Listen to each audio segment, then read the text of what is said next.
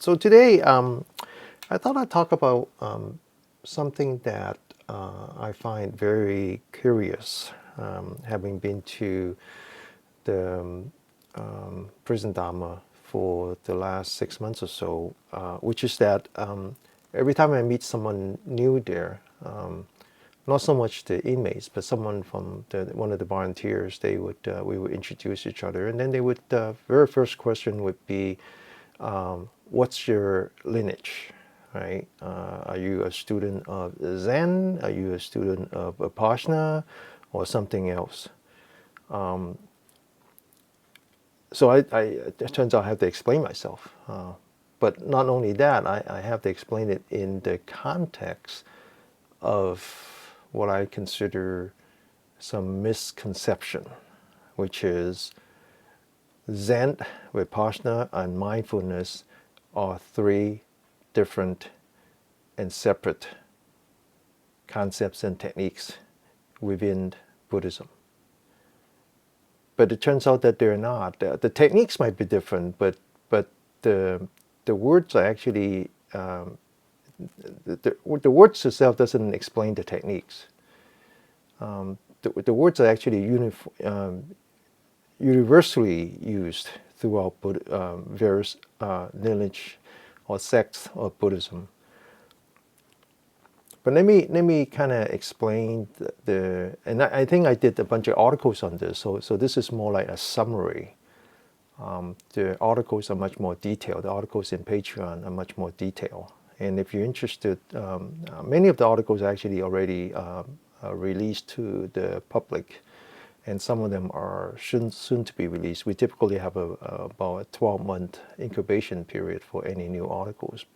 In any case, let me start with Zen. Right? So Zen is probably the oldest and the most familiar form of Buddhism in America.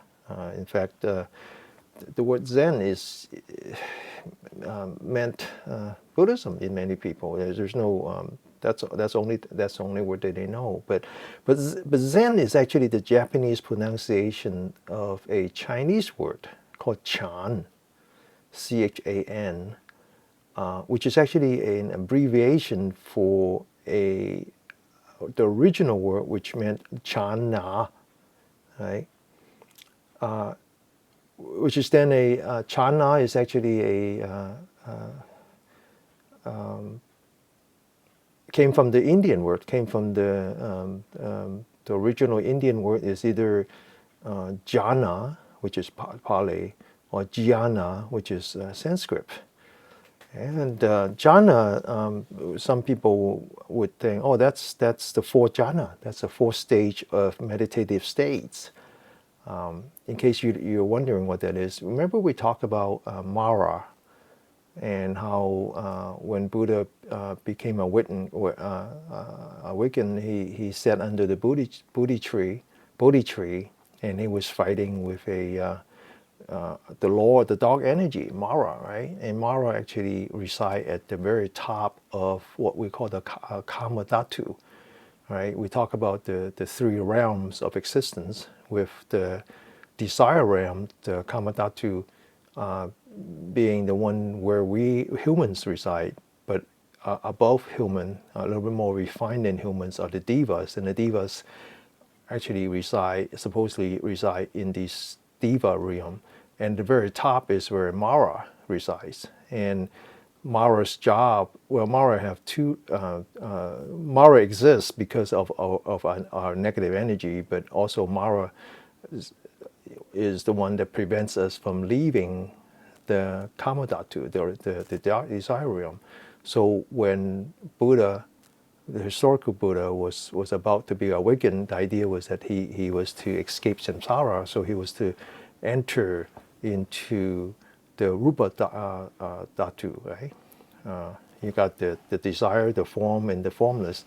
So the form Dhatu is actually what we call the four stages of meditative states, and that's where the word jhana is used. But actually, jhana really meant sedimentation. The idea is that we're supposed to improve our spiritual existence, such that we're no longer craving or clinging onto our sensory desires. But ultimately, the one, even if we're able to hold back our sights and the sound, ears and everything, the one that is actually generate the most delusion for us is a mind.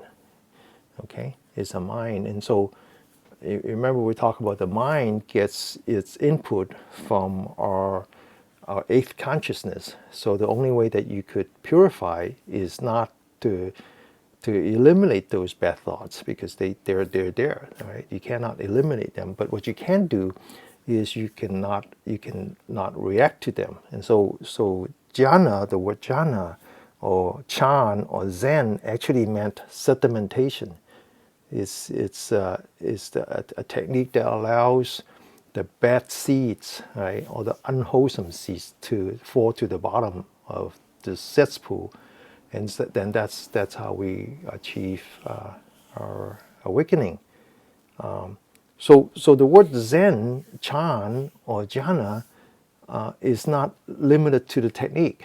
It's actually a word that if you didn't have that, you wouldn't have Buddhism as a science would not exist, right? However, the technique Zen is popular in the Western world, especially in the United States, and in particular popular in San Francisco because of the San Francisco Zen Center.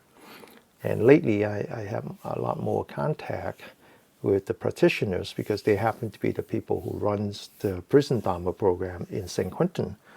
And so the San Francisco Zen Center was actually started in 1967 during the hippie era by a monk from Japan,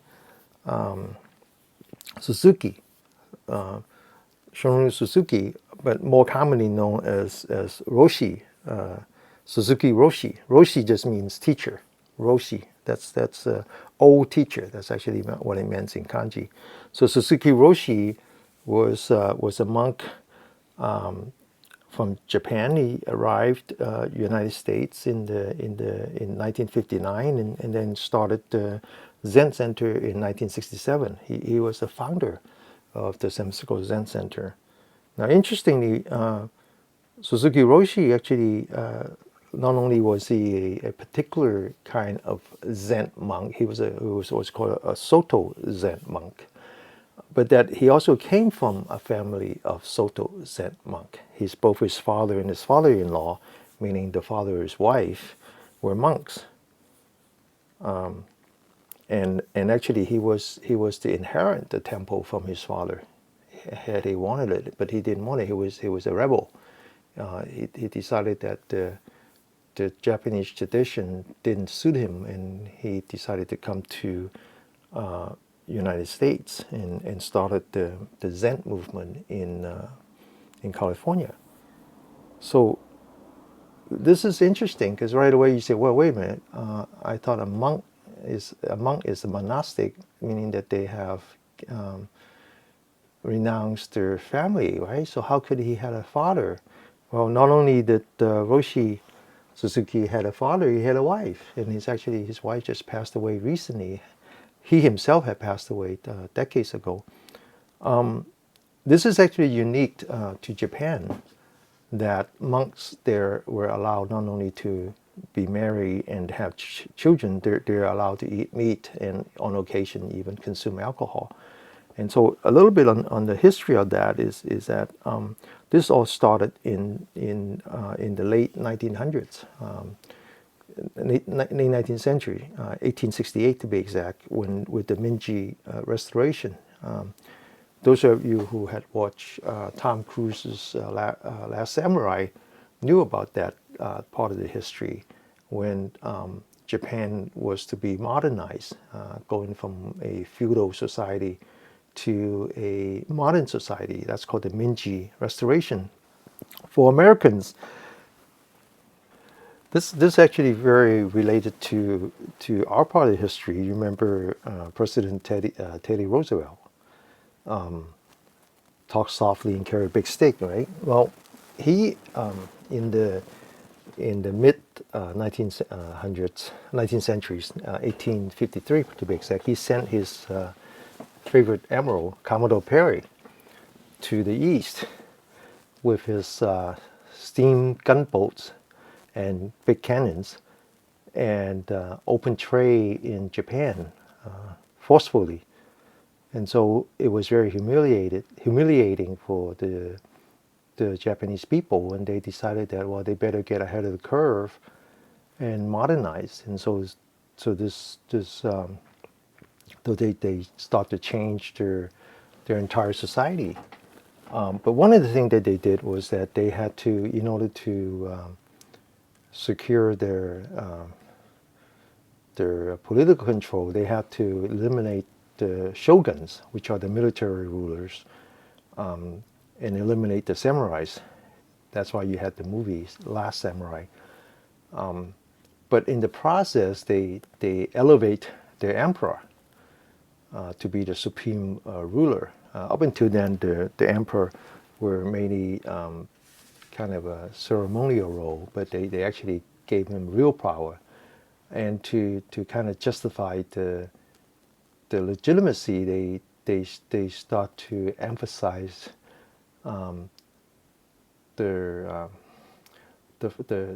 part about the emperor and his family being the direct descendants of the heavenly God. And so up until then, Japan had two different religion. They had Buddhism and they had Shintoism, right? So Shinto just means the worship of God, right? Not just one God like the way it's done in the West, but in the East is anything can be a God. So they had to elevate Shintoism in order to justify the emperor. And so in the process, they basically have to downgrade Buddhism, or to a point even eliminating Buddhism. Now, you have to understand that all religions are a state sponsor, right? Because they have no way of surviving without support from the government. So eliminating Buddhism means that they decided that they would no longer receive any support from the government. They have to live on their own. And so this change actually came about in 1872. A law was actually passed that allows the monks to eat meat and to have a wife. That's actually what the law says. And in the process, they allowed them to become family owned. They allowed the temple to be family owned, and so that tradition was brought over to the United States, to the West. So if you go to the Zen temple, and by the way, there are almost no Japanese monks in the Zen Center. All the monks are that I know are natives or Caucasians, right? And they all have wives and kids, and they live like normal people. But what they do is so they're not monastics in the same sense of the Chinese Buddhism or the Tibetan Buddhism or the Thai Buddhism. But on the other hand, they actually they're not the same, but they take what they do very seriously. They actually take what we would call the Bodhisattva Vow, right? And they take that very seriously, and this is their way of practicing. And so they actually consider themselves as, they don't consider themselves as monk in the same way that the other people consider themselves as monk. But they do take their vow very seriously. And they do take their practice very seriously. So this is Zen in San Francisco in the West, and it's called Soto Zen. And Soto Zen is actually one of the three two or three branches of Zen that are popular in Japan. The other one being something called Rensai Zen, and of course both of them came from China. And Soto Zen was actually brought to China in 1223 by a Japanese monk called Dogen Senjei. Dogen Senjei. Senjei just means Chan teacher or Zen teacher. Senji. And he actually went to Japan and studied under a famous Chan. Chan is the Chinese word for Zen monk, and they brought back that particular sect, the Soto sect, to China. And now, of course,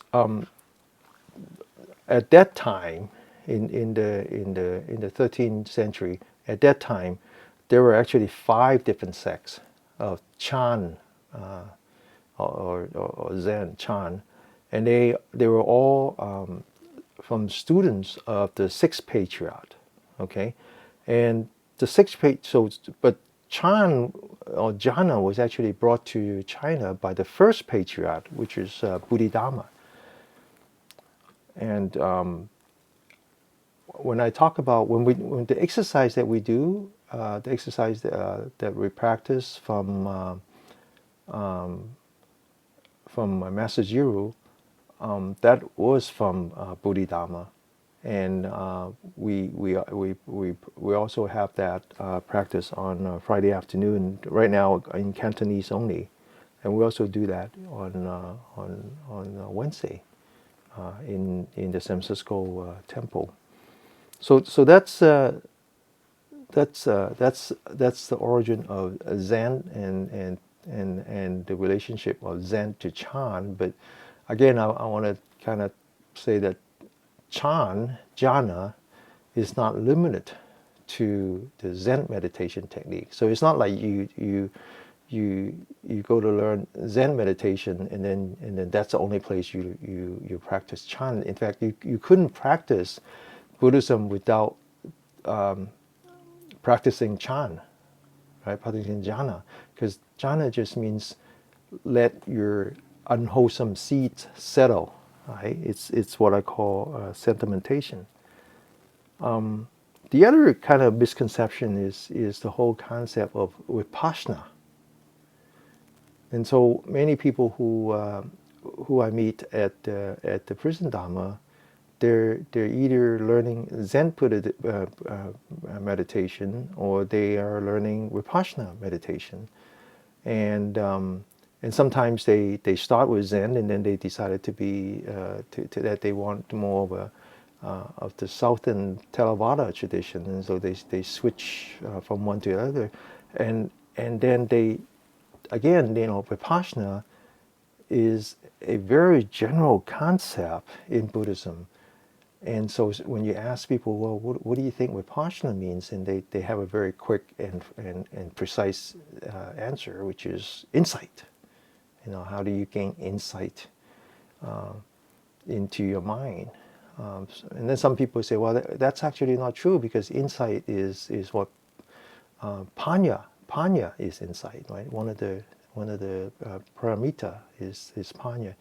But actually Vipassana is made up of 2 words. Vi, it just means to look inward. Passana just means to contemplate, to observe. That's all it means. It just means to observe. And so it's the one side of the coin. The other side of the coin is samatha, right? Samatha is concentration, and then the idea is that you can go from one to the other. But in the Vipassana technique, so this is what I mean by most people don't understand the difference between Vipassana as an important concept within Buddhism that spans all sect, all lineage, versus Vipassana as in the Vipassana movement, the technique. Okay, so usually they get very, they don't they don't, they just think that this is Vipassana, this is Zen. Well, actually, in Vipassana, you practice Zen. In Zen, you practice Vipassana. Right? You can't do one without the other. And Vipassana is actually the unique teaching that was brought about by the historical Buddha. Right? Because up until then, there was only samatha, there was only concentration. And with concentration, you can with the yogis, they can achieve the 4 jhana, which are in the rupa realm. And then if they go further, there's another 4 that they can go, which is the arupa, the formless realm, right? But that's not enlightened. That you can never, you still have your attachment to your desires. Whereas Buddha actually brought in a new concept, which is called Pasna, or Vipassana. That not only do you achieve concentration, but with that you can start to contemplate your body and your mind. And now, what's interesting then is that the Zen practitioners, they typically think Zen means sitting. Right? Whereas Zen is not limited to sittings. You can have Zen in all postures, right? You can have Zen in standing, walking, exercise, cooking, sleeping.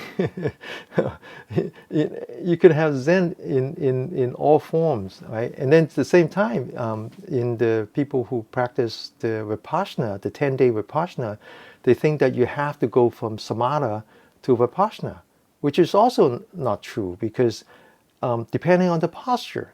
So if you're talking about Vipassana in sort of a still, non-moving, then it is true. You start with samatha and then you achieve Vipassana, right? So when you're sitting, you're standing, you're sleeping, that's the stationary execution of Vipassana. Then yeah, you start with samatha, and then you go from that to Vipassana. But on the other hand, when you're walking, exercising, then you actually start with Vipassana. You actually start observing your body first, or observing your breath first, before you can achieve samatha.